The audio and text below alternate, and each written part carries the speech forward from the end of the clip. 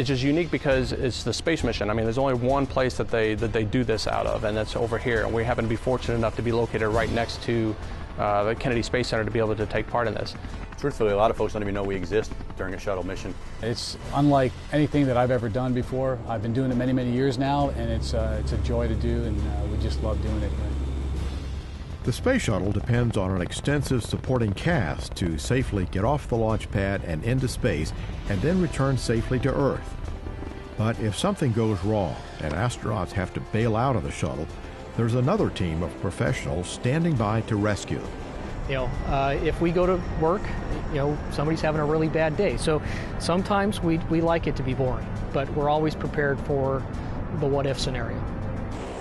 These professionals are part of the Air Force Reserve's 920th Rescue Wing, based at Patrick Air Force Base in Florida, just a few miles south of NASA's Kennedy Space Center.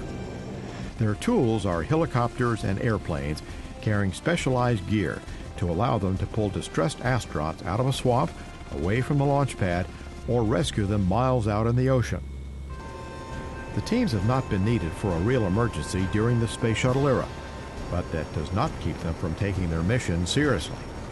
We're excited to be a part of the mission, but we really hope that they don't have to use us. You know, we're as prepared as we could possibly be. We're eager to get out and do the mission, but if somebody has to use us, that means something went wrong. But the good thing is that we are there, we're ready, and we're completely prepared. The rescuers are equipped with everything from first aid supplies to defibrillators inside the helicopters. They also have specialized medical packs to take with them to stabilize a patient. The biggest unique challenge is probably how we configure the aircraft specifically for the shuttle rescue mission. We take equipment out and take out our fuel tanks. We take out the seat for the gunner. We put in boxes that are provided to us by NASA. We put in more medical equipment than we normally take in combat. The equipment list also includes night vision goggles and sensors for the aircrew and aircraft so they can find astronauts in the dark. But perhaps the most specialized equipment is the pilots, aircrew, and pararescuemen themselves. Trained to rescue downed airmen behind enemy lines, the teams use many of the same skills and operate with the same urgency to recover astronauts in an emergency. Like all the armed forces, special operations forces, the PJs, as the pararescuemen are known, go through demanding training that tests their mental toughness every bit as hard as their physical abilities. Some of the 3-year training cycle is performed alongside Army Special Forces soldiers and Navy SEALs, along with NASA at Kennedy Space Center's Launch Pad 39A.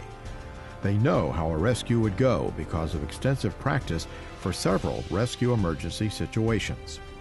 When we do an open ocean rescue, that's called a Mode 8.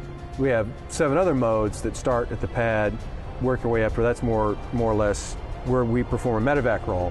Then there's Mode 6 is on the runway, Mode 7, which in terms of a real crisis situation can be a real problem given that a lot of the area up around NASA is swamp and the orbiter has a lot of poisonous hypergolics and other chemicals.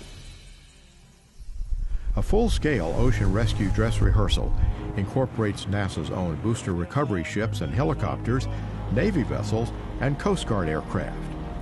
Over the years, we would do the mode training with NASA specifically. Once every 6 months, we do a land or water-based trainer, specifically with an exercise. And what we do for normal training for SAR is over water. We do over water training weekly. NASA has a way of when they're preparing for missions and they're asking for our help in training, that they set up some very interesting scenarios for us to deal with. Some of them have been where they would put the shuttle cockpit mock-up in a swamp, and we would have to deal with that. Hoisting astronauts from the ocean is quite a bit different from picking up stranded boaters. The comparison is that an astronaut, you know, they wear those big orange suits. Unfortunately, if they go in the water, they fill up with water, and that turns a 200-pound individual into a 300 to 350-pound individual, and that makes it extremely difficult to bring them up into the cabin of the helicopter. During a rescue operation, we've got PJs on board and a combat rescue officer. We also carry 3 of their RAMS packages, which we can deploy out the back of the aircraft. And what we'll do is we'll deploy that package, and then the PJs will follow outside right after that, and then they'll land in their boats, and then they'll try and take the boats to the astronauts that we've already spotted. We do a lot of OJT just to get ourselves to the point that we can go out and successfully prosecute within the time frame that the astronauts expect us to. We practice that on a regular basis. It's just now we're taking that skill set and applying it to the shuttle mission. Helicopters are the preferred method for lifting astronauts out of danger because they can hover over a person and basically act like a crane in the sky. Known by their call sign, Jolly, rescue helicopters have been greeted enthusiastically by downed pilots, stranded boaters, and even hurricane survivors. There are times, though, when rough seas or other conditions make a simple hover very difficult. Sometimes the pilot has to chase the person as they bob up and down on large ocean waves. All I'm doing is I'm flying the helicopter, listening to the engineer who has to tell me how to fly the helicopter while he's trying to pick this guy up out of the water on a hoist and not bang him into anything. The helicopters also perform range clearing tasks offshore. It's up to the pilots and aircrew to go out and make contact with the offending vessel, whether it's a wayward pleasure boater or a cargo ship with a foreign crew. There's been some really dark, scary nights dealing with ships, and there's been some fishing tournament days, I guess you'd call them, generally speaking, where you're out there and you're like a bouncer at a really big concert trying to keep all the boats out of the way. It's fun to communicate with vessels that aren't on a marine band, or you have to resort to dropping written messages down, or getting low enough to be able to try and communicate hand signals with them. NASA and the Air Force Reserve can also employ up to 3 C-130 transport aircraft for shuttle launch and landing alerts.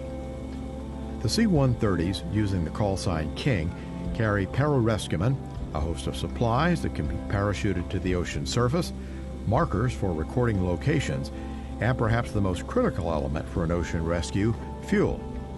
The C-130s are equipped with drogues that allow them to refuel helicopters in the air. We may be out there for hours looking for an astronaut that hasn't been located or is incommunicado. Since a shuttle rescue would require substantial coordination, all the crews learned something in common with NASA's launch team, an ability to listen and to understand several conversations at the same time. I can be listening to 5 different radios at a time. Now we do share that within the helicopter. We'll share it between 2 pilots and even the FE and the gunner in the back. We've got like 10 different inputs, 20 different conversations going on all at once, and I've got to pick out the little bits and pieces of information that my airplane needs, or the airplane next to me, or the guy in the back running this show as the air boss. I've got to put all that stuff together so everybody can get a good picture of what's going on outside the airplane. The Air Force's space rescue operations did not begin with the Space Shuttle. Units were used or on call for all of NASA's manned space programs. After all, before Shuttle, the Mercury, Gemini, and Apollo astronauts counted on landing in the ocean to end their missions. And they counted on ships and helicopters to reel them in safely. But the mission itself, how we execute it, how we do it, has not really changed, but the visibility has changed over the years. You bring home a son, a daughter, a dad, or a mother when you rescue somebody, and you're saving a life. In the peacetime rescue world, that's outstanding. And that's what we do in rescue, is hopefully, we don't have to do what we're trained to do, but we train tirelessly all the time to be ready.